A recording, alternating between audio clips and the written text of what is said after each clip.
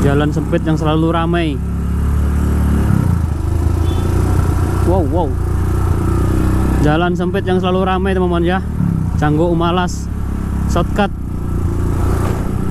Nih sempit aja ini jalannya, ramai terus, tidak ada sepinya teman-teman ya. Ini menuju ke Umalas di Jalan Bumpak nanti tembusnya ya.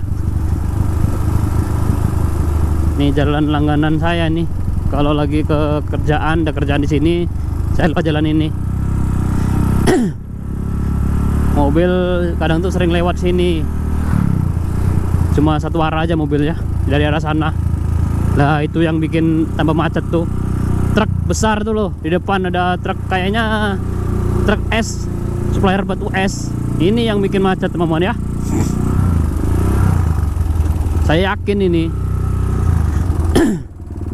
Ini teman ya, yang bikin macet ini dia. Truknya besar sekali bro, kayak nggak ada jalan lain aja nih mobil ini.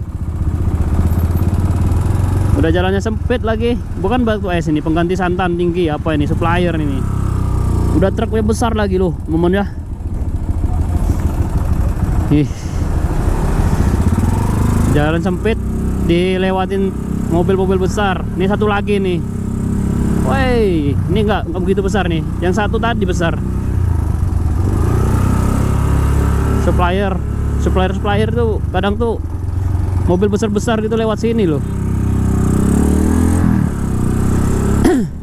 Oke, lanjut lagi teman-teman ya.